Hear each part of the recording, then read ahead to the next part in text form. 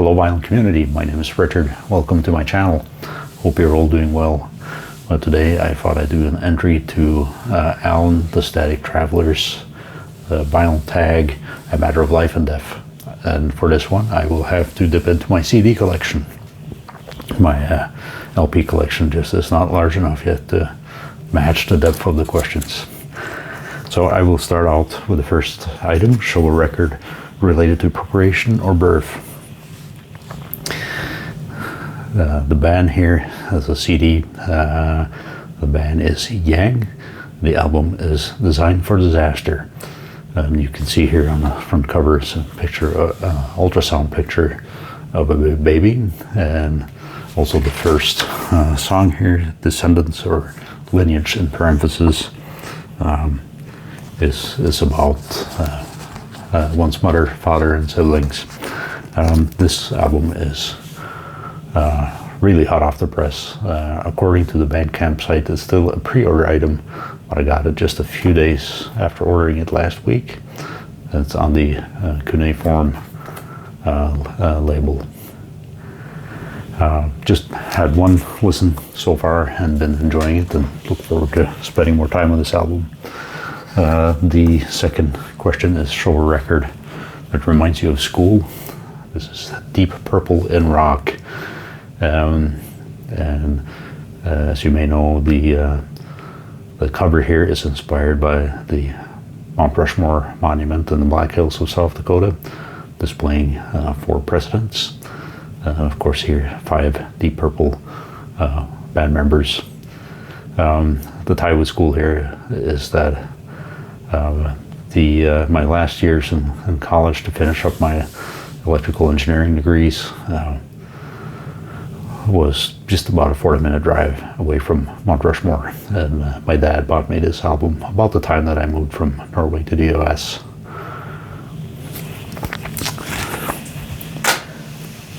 And then next one is show a record which has something to do with work. Well, I mentioned I'm an electrical engineer and I'm in the utility world. So again, Pink Floyd, an Animals album with a power station on the front could have been an option perhaps, but trying to pick something different. I will admit I have not listened to this album for a while, but this is Captain Beefheart and his Magic Band with the album Safe as Milk, and there's a song here called Electricity. Now, if you're not familiar with Captain Beefheart, he kind of got his fame perhaps initially from his involvement with Frank Zappa, and then solo career after that. And later in life, he turned more to painting. Rather acquired taste, perhaps, if you for his vocals, which are kind of unique. Then show a record which makes you think of family. Well, my family has rather diverging music tastes, except perhaps from my dad and I. But I will show this album by German band Guru Guru. The album is Wah Wah from the mid-90s. Also an album that was I got as a gift from my family kind of around the time I moved from Norway to the US. Not an album I'd listened to for a little bit, for some time, but really fun to revisit it again here recently. Next, show a record which is about or related to money. Well, I'll start with the Beatles album here, and Revolver. The first track on this album is Taxman by George Harrison, though I will probably actually learned, at least really learned the song mostly through this album, Stevie Ray Vaughan Double Trouble Greatest Hits, which also starts out with Taxman. Excellent cover edition. Next is show a record which is related to the passing of time. Well, again, Pink Floyd could come in handy certainly, but I will show some really nice analog Moog synthesizer music. This is Klaus Schulze and his double album, Time Winds.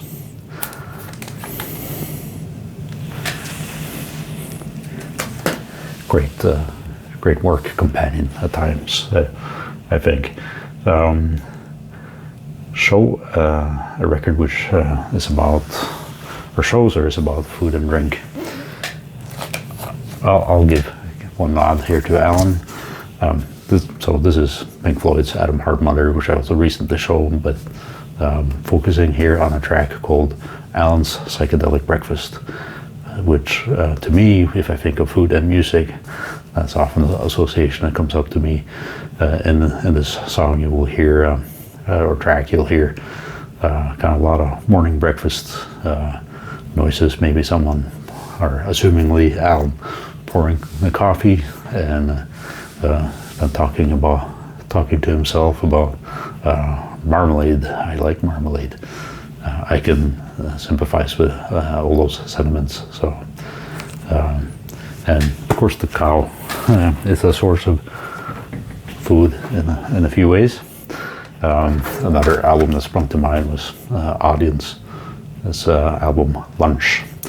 Not my favorite Audience album, but a fun album. Audience was a 70s era British progressive rock band. Then show a record which shows or is about pastimes, recreation, etc. Well, you may see a guitar neck sticking up there on my cheap Stratocaster. I do like to play some guitar in my spare time. Have not been at it for all that long, so not any good. Key thing is to sound good in my own head for a little bit at least. But so I'm showing an album with Hedvig Mollestad playing guitar. This album is Hedvig Mollestad Trio, with their album Smells Funny on Rune Gramophone from 2018. Great hard jazz rock. Hedvig Mollestad is an awesome guitarist. Highly recommended. Next is to show an album which makes you happy.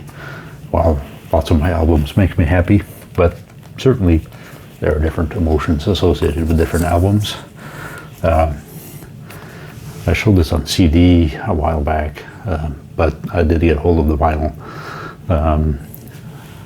The man in the river here playing guitar is Stian Karstensen. He plays a lot of the instruments and is the composer behind this music on this double album called Musical Sanatorium. The album is inspired by Southeastern European or Balkan area folk, American folk, classical music. There's some fusiony elements in here where I kind of hear a little bit of Jerry Goodman or Jean-Luc Ponty type violin moves. If you look for categorizations, some places it's called avant-garde jazz, but I think both people that are into jazz, folk, classical, and progressive rock and related genres could enjoy this album. Really evocative to me, and also by far more kind of visual reactions I've ever had from an album. Highly recommended. Then show a record with a work of art on the cover.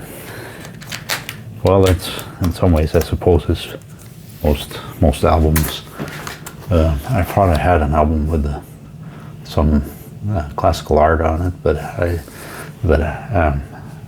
Alan the Static Traveler actually had recommended it in one of his videos, and I realized I remembered a bit wrong. But I'll show something more newer that I'm still working to digest myself. The band is Shamble Mavs. The album is Shamble Mavs 2. This is some fairly hard, some avant-garde, experimental, some might call it math, progressive rock, in the 70s era style. Probably not the first prog rock album. If you are curious about the genre, the band itself explains on their Bandcamp site that many will not like this racket or wonder what is this racket, and many will dislike it. Well, we didn't write it for those that would dislike it, but I do appreciate it a great deal. This came out on Apollon Records in late 2021. The cover art here, to me, seems to be some kind of a modern take on Sauron's Eye from Lord of the Rings, and kind of with some urban setting. And yeah, you could probably interpret the image further. I yet to really connect it with the music, if you will, and I'm very curious to do that. Then show a record you would like to play at your funeral. Well, here's where probably there's some flippant categories or flippant responses one can make. So maybe first you want to wake the crowd up. This is the Swedish hard rock band Graveyard and their self-titled debut album. Just got this after watching a video by Tommy over at Tommy's Vinyl Out channel. Tommy shows a great deal of Finnish and other Scandinavian music, and he's Finnish himself. Check out his channel. What I've listened to so far, it could be a great wake-up call.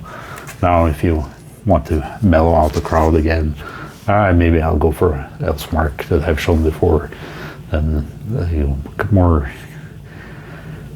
more mellow, foresty rock or progressive rock, if you will, folky, foresty music. Still waiting for a second album. Like I said, they were supposed to be out in November, then January, and I have not seen an update for a while.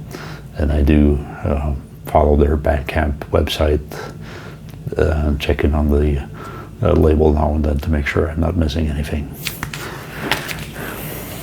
Then finally, show a record you think sums up the meaning of life. Well, it's a kind of a tough one, I would say. So I may do a couple of albums to kind of get there. One thing, and I don't think it's a complete statement of what I think is the meaning or purpose for life, but I remember seeing an interview with Paul Eddington, British actor, known to at least probably Norwegians as the Right Honourable Jim Hacker from Yes Minister and Yes Prime Minister sitcom in the 80s and 90s. He said once that he'd like his kind of epitaph to be that he did little harm. Well, that's certainly an admirable goal. And along those ways, the least we can do is wave to each other, particularly during these times that we've been living through as of late. This is Vandergraaf Generator's album, The Least We Can Do Is Wave to Each Other. Very happy I got lucky and picked up a very well kept For Men with Beards reissue of this album recently. And then on a final note, yes, I've shown this many times, Jusches Pastoralia album, and I think part of the setting behind this album is that you're traveling towards something that some place you want to be, and to me at least, I think trying to find part of the meaning of or purpose of life is to try and find better ways of doing things, and and maybe incrementally, however small, maybe you're successful in, at times, in doing things a little better. You know, the next time you encounter a situation than you did before. And I think more of that sense of improvement, or seeing that there can be some improvement in yourself and around you, is important. So that is my response to the vinyl tag. Hope you enjoy the video. We'll see you soon.